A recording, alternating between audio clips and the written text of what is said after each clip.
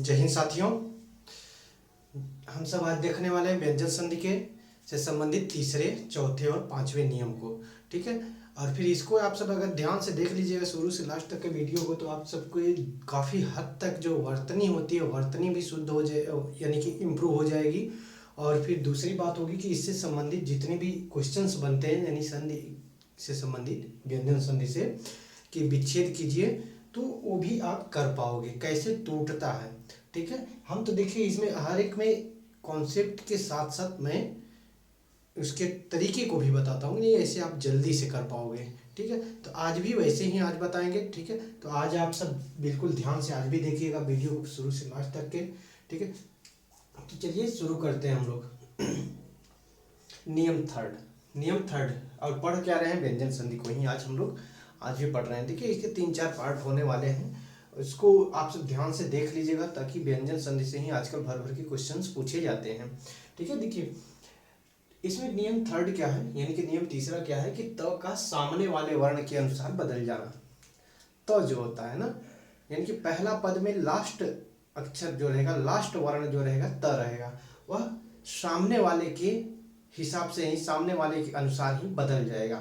ठीक है, यही बात ध्यान में रखनी है डियर। ठीक है, चलिए देखते हैं। देखिए कौन कौन सा सामने हो सकता है वर्ण। देखिए त के बाद च हो सकता है, या फिर त के बाद ज हो सकता है। ठीक, या फिर त के बाद ज हो सकता है, या फिर त के बाद ज हो सकता है, या फिर ट हो सकता है, या फिर ड हो सकता है, या फिर ल हो सकता है। यही 5 हो सकते हैं। ठीक है, मुख्यतः यही 5 हो सकते हैं। तो कैसे बदलेंगे, जैसे त के बाद च मिलेगा तो क्या बदलेगा, त भी च में ही बदल जाएगा। त किस में बदलेगा, च में ही। तो क्या कैसे बनेगा, तो ये इस तरीके से बन जाएगा। अगर ज में बदलेगा तो आधा ज और पूरा ज में बदल जाएगा। इस तरीके से बीच में फॉर्मेशन होगा। ठीक है, उसी को हम लोग एग्जाम्पल के थ्रू देखने वाले हैं। चलिए देखते हैं, इम्प्लीमेंट करके प्रयोग करके देख लेते हैं कि सर कैसे है, यानी कि कैसे वर्ड का फॉर्मेशन हुआ, कैसे निर्माण हुआ है सर, देख लेते हैं ना। ठीक है, देखिए अब हम बोले हैं कि त का सामने वाले वर्ण के अनुसार ही बदल जाना। त किस में बदल जाएगा, सामने वाला जो रहेगा उसी में बदल जाएगा। ठीक है, ध्यान रखने वाली बात है कि तीसरे नियम में क्या था कि त का सामने वाले वर्ण के अनुसार बदल जाना। जैसे सत प्लस चित, यहाँ पे क्या था, त था, फिर यहाँ पे च था, तो च में ये त किस में बदलेगा, तो बोलिएगा कि च में बदल जाएगा ना। तो देखिए सत, फिर ये वाला त किस में बदल जाएगा, च में, फिर यहाँ पे च था ही, उस च को लगा देंगे, फिर सच्चरित्र। कौन सा शब्द बना, सच्चरित्र। सच्चरित्र ऐसे ही शुद्ध रूप लिखा जाता है। ठीक है, वर्तनी में भी कई एक बार पूछा जाता है। सत, ये जो च है, च क्या था, त था एक्चुअली में ना, लेकिन ये जब संधि हुआ है तब च त में बदल गया है। ठीक है, आगे देखते हैं। उत प्लस णयन, त किस में बदलेगा, ड़ में। ठीक, तो किस में बदल जाएगा, उड। ठीक है, ये आधा त था तो आधा ड में बदल गया, फिर नयन, उड्डयन। ठीक, उड्डयन, जहाँ पे हवाई जहाज वगैरह वहाँ पे देखेंगे उड्डयन केंद्र ऐसे लिखा रहेगा। ठीक है, हवाई जहाज जहाँ पे उतरती है, यानी कि। आगे देखिए बृहत्तिका। ठीक, बृहत्तिका, ये त किस में बदलेगा, ट में। बृह, त किस में बदल देगा, ट में, ट में बदल दिए। फिर टीका था, टीका लिख दिए, बृहत्तिका, यानी कि बड़ी टीका। आगे देखिए उत प्लस ज्वाला, भी इसको बताएंगे कि आप तोड़ेंगे कैसे, जल्दी कैसे कर पाओगे। ठीक है, और कैसे पहचान पाओगे कि इसमें व्यंजन संधि ही है। ठीक है, उत प्लस ज्वल, तब किस में बदलेगा, ज में, क्योंकि आधा ज यहाँ पर भी था और फिर आधा त यहाँ पर भी था, तो फिर क्या होगा, दोनों आधा ज हो जाएगा। देखिए आधा ज, आधा त के लिए आधा ज हो गया। क्यों हो गया, क्योंकि सामने आधा ज ही था। ठीक है, यानी कि सामने ज था, तो ये तभी ज में बदल गया। फिर आधा ज था, आधा ज में बदल दिया, फिर उज्ज्वल, उज्ज्वल शुद्ध रूप इसी रूप में लिखा जाता है। वर्तनी में कई एक बार पूछा जाता है 4 विकल्प दे करके उज्ज्वल कैसे लिखा जाता है, तो इस रूप में लिखा जाता है उ आधा ज फिर आधा ज व और ल उज्ज्वल। उत प्लस लाल त किसमें बदलेगा, ल में। ठीक, त बदल दीजिए आधा ल में, क्योंकि आधा त था आधा ल। फिर यहाँ पे क्या था, ल में आ की मात्रा थी, उल्लाल। ठीक, उल्लाल बन गया। ये त किस में बदल देंगे, च में बदल देंगे। आधा त था आधा च में बदल दिए, सचित।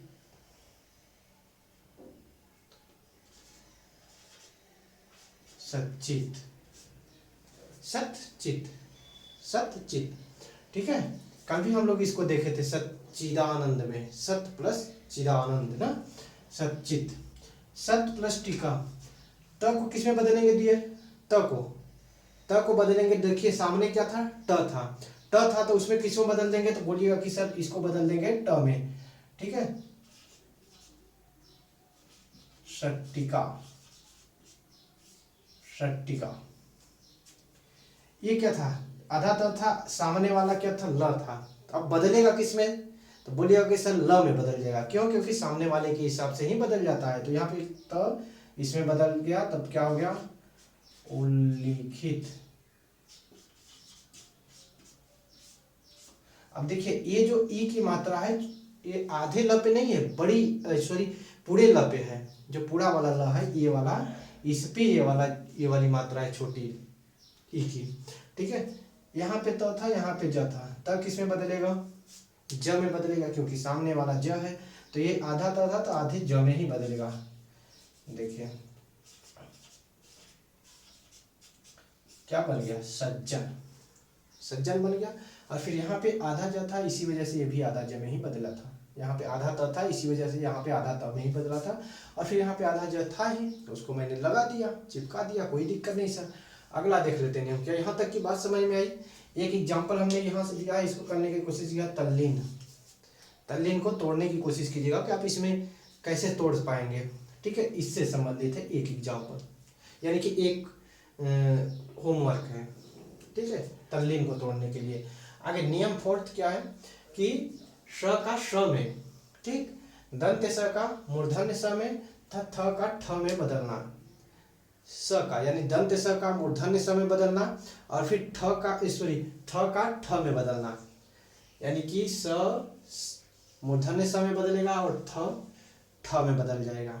कब बदलेगा ये चीज देख लेते हैं। यदि प्रथम पद के अंतिम वर्ण में पहला पद, जैसे कि हम बताए थे कि संधि 2 पद में तोड़ी जाती है, पहला पद और फिर दूसरा पद। ठीक है, पहला पद का अंतिम वर्ण में ई और उ की मात्रा हो, पहले पद के अंतिम वर्ण, पहला पद का अंतिम अक्षर में ई और उ की मात्रा हो, तो स किसमें बदलेगा, मूर्धन्य स में, और ठ किसमें बदलेगा, ठ में बदलेगा। ठीक है, थ किसमें बदल जाएगा, ठ में, और स बदल जाएगा मूर्धन्य स में। ठीक, बातें समझ में आई। यही चीज बात आपको कीवर्ड याद रखने हैं। अभी तीनों के तीनों को बताएंगे हम आपको कैसे तोड़ने हैं। ठीक है, देखिए इसको पहले जान ही लेते हैं कैसे तोड़ेंगे सर। देखिए इसको तोड़ने का यानी कि विच्छेद करने का एक आसान सा नियम है। यानी कि आपको अगर दे करके पूछा जाता है उल्लाल में को, उल्लाल का संधि विच्छेद है, यानी कि विच्छेद रूप है, 4 ऑप्शन करके दिया जाता है, उल प्लस लाल, उत प्लस लाल, उल्ला प्लस ल, ऐसे करके कुछ 4 ऑप्शन दे दिया जाता है। तो आप क्या करेंगे, अगर द्वित्व व्यंजन आपको दिखाई देते हैं, द्वित्व व्यंजन का मतलब होता है कि 2 वर्ण 2 लगातार आए हों। जैसे कि यहाँ पर भी 2 वर्ण आए हैं, यहाँ पर भी 2 हैं, यहाँ पर भी 2 है, हर जगह 2 वर्ण है। ठीक है, एक ही जैसा 2 वर्ण है, तो उस व्यंजन को क्या बोलते हैं, द्वित्व व्यंजन बोलते हैं ना। द्वित्व व्यंजन अगर किसी भी शब्द में आया है तो उस द्वित्व व्यंजन का जो भी आधा अक्षर रहेगा उसको त में तोड़ देंगे। जैसे मैंने बोला कि सज्जन, क्या यहाँ पे द्वित्व व्यंजन था, आधा ज और फिर पूरा ज था, द्वित्व व्यंजन था, तो आधे वाले को त में तोड़ देंगे। फिर सत लगा दें, जो पहले था उसको लगा दिए, सत प्लस फिर उसको तोड़ देंगे जन में। क्या तोड़ पाएंगे, सत प्लस जन। जो भी आधा अक्षर रहेगा द्वित्व व्यंजन का उसको क्या तोड़ देंगे, किसमें तोड़ देंगे, त में तोड़ देंगे, क्योंकि त वाले के हिसाब से, त सामने वाले के हिसाब से ही बदल गया है। ठीक है, जैसे यहाँ पे क्या था, आधा ड और फिर ड। ठीक है, तो ये द्वित्व व्यंजन है, दोनों एक जैसे ही आए हैं। ठीक है, तो जो आधा रहेगा उसको त में कन्वर्ट कर देंगे, क में सॉरी त में बदल देंगे। ठीक, जैसे यहाँ पे ट था, ट को किस में बदल देंगे, त में बदल देंगे। यहाँ पे ल था, ल को किस में बदल देंगे, त में। यहाँ पे च था तो च को किस में बदल देंगे, त में। बस द्वित्व व्यंजन को हमको ध्यान में रखना है कि द्वित्व व्यंजन जहाँ आएगा वहाँ व्यंजन संधि होगा और फिर उसको त में बदलने हैं। ठीक है, बात ख्याल रखनी है, आपको ख्याल रहेगा। ठीक है, आगे देखते हैं। प्रथम पद के अंतिम वर्ण में ई उ की मात्रा हो तो स किस में बदल जाएगा, मूर्धन्य स में, और थ बदल जाएगा ठ में बदल जाएगा। इस बात को आप याद रखिएगा ना।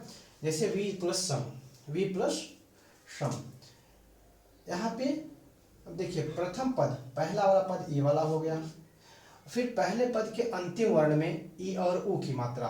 देखिए यहाँ पे ई की मात्रा है कि नहीं हुआ में, है, डेफिनेटली है सर, बिल्कुल है।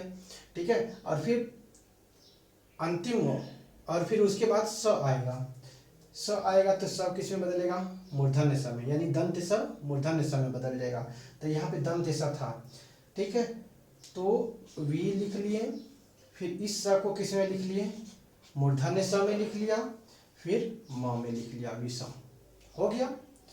और ठ अभी नहीं था, सॉरी थ नहीं था, नहीं तो इसमें बदल जाता। अभी देखेंगे उसको भी। देखिए यहाँ पर भी ई की मात्रा थी, पहले पद के अंतिम वर्ण में ई या उ की मात्रा होती है, यहाँ पे ई की मात्रा है तो इसको एज इट इज लिख लिया हमने अभी। और स में, स को किस में बदलने हैं, मूर्धन्य स में। अभिषेक, अभिषेक बोलते हैं एक विशेष प्रकार की विशेष स्थिति में नहाया हुआ आदमी। अभी मतलब होता है नहा, मतलब कि विशेष स्थिति में, शेख का मतलब होता है नहाया हुआ, विशेष परिस्थिति में नहाया हुआ। जैसे कि राजा बनने जा रहा है कोई आदमी, तो वह क्या हो गया, उस समय जब नहाएगा तो वह क्या हो गया, अभिषेक। जैसे शादी विवाह करने जा रहा है तो उस समय भी अगर विशेष परिस्थिति होती नहीं, तो उस समय नहाया तो वह क्या हो गया, अभिषेक। ठीक है, रोज नहाता तो उसे नहीं बोलते हैं अभिषेक। नी प्लस सेध, ये नी था, ई की मात्रा प्लस स, तो ये वाला स किस में बदल जाएगा, मूर्धन्य स में।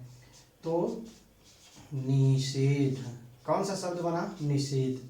नी था, फिर सिद्ध, नि सिद्ध, कौन सा शब्द बन गया, निषिद्ध। आगे देखिए सुधन समा, सु माने सुंदर, समा माने दृश्य, इन प्राकृतिक सुंदर दृश्य। देखिए तो यहाँ पर उ की मात्रा थी ए वाला, कि प्रथम वर्ण के, प्रथम पद के अंतिम वर्ण क्या रहेगा, ई या उ। तो ई वाला इधर देखिए, उ वाला यहाँ पे देख रहे हैं कि उ था, तो उ के बाद स आ गया था, स किस में बदल जाएगा, स में। सु और स को बदल दीजिए मूर्धन्य स में, सुषमा। फिर सुसुप्त, सु और स को बदल दीजिए उस स में, मूर्धन्य में, सुसुप्त। सुसुप्त माने, सु माने पूरी तरीके से, सुप्त माने सोया हुआ, पूरी तरीके से सुसुप्त ज्वालामुखी नाम सुने होंगे ना, जो एक बार उद्गार हुआ फिर दोबारा सो गई, फिर कभी नहीं हुआ, उसका उद्गार कभी नहीं होगा। अनुप्रसंगी, उ आया, उ के बाद स आया, क्या हो गया, अनुषंगी। ठीक है, अनुष्ठान। अब देखिए यहाँ पे स भी आया, थ भी आया है, थ किस में बदल जाएगा, ठ में, थ किस में बदलेगा, ठ में ना। देखिए अनु, और ये वाला स इस वाले स में, अनुष, और थ में, फिर आ की मात्रा थी, क्या बन गया शब्द, अनुष्ठान। अनुष्ठान का अगर विच्छेद पूछेगा आपसे तो क्या लगाएंगे, अनु प्लस स्थान, अनु प्लस स्थान। अगर आपसे ये रूप दे करके पूछा जाता है कि इसका यानी कि संधि रूप क्या होगा, अनुष्ठान। ठीक है, आगे देख लेते हैं प्रतिधन स्थान। तो ई के बाद आधा स और थ भी आया है, स और थ दोनों आया है, तो स किस में बदल जाएगा, ठ मूर्धन्य स में, और फिर थ बदल जाएगा ठ में। देखिए प्रति, आधा स था तो आधे मूर्धन्य स, फिर थ था तो थ, फिर आ की मात्रा थी, क्या बन गया, प्रतिष्ठा, प्रतिष्ठा। ठीक है, अब इसका विच्छेद पूछेगा बता दिएगा प्रतिधन स्था। प्रतिधन स्था कैसे बना? क्योंकि इसका रूल था कि थ के जगह पे ठ हो जाएगा और स के जगह पे मूर्धन्य स हो जाएगा, यानी कि दंत स के जगह पे मूर्धन्य स हो जाएगा। प्रतिधन स्थान, प्रतिष्ठान क्या बन गया? प्रतिष्ठान। अधिधन स्थान, अधिष्ठान। आगे देखिए अधिधन स्थाता, अधिष्ठाता। बन गया कि नहीं? आ रहा है सारी चीजें बिल्कुल बढ़िया से। निधन निष्ठुर क्या हो गया? निष्ठुर। क्या बन गया? निष्ठुर बन गया नहीं? ये थ किस में बदल गया? ठ में, और फिर आधा स था तो आधा स में बदल गया। ठीक, आगे देखिए तीसरा नियम, यानी कि पांचवा, आज का तीसरा नियम, और फिर व्यंजन संधि का पांचवा नियम देख लेते हैं। त का च में तथा स का श में बदलना। कब बदलेगा? यदि त के बाद स आता है, त के बाद स आ जाता है तो त बदल जाएगा च में, और फिर स बदल जाएगा छ में, यानी कि छाता वाले छ में ना। देखिए अब त के बाद स आया है, इसको आपको इन कीवर्ड को याद रखने हैं कि त बदल जाएगा च में और फिर स बदल जाएगा छ में। ठीक है, त के बाद स आया है, उसको फुलफिल कर रहा है। त बदल जाएगा किसमें? बोल दीजिए कि त को बदलिए च में, फिर स को बदलिए छ में, फिर सारी चीजें उतार दीजिए। क्या बन गया? सच्छास्त्र, सच्छास्त्र। ठीक, उत्धन श्वास, त को बदलिए च में, फिर स को बदलिए छ में, उच्छ्वास। क्या शब्द बना भाई? उच्छ्वास। उच्छ्वास का मतलब होता है खंड, कितने उच्छ्वास में, कितने सर्ग में, कितने भाग में, उच्छ्वास का मतलब होता है ना। उद्धन शिष्ट, त को बदलिए च में,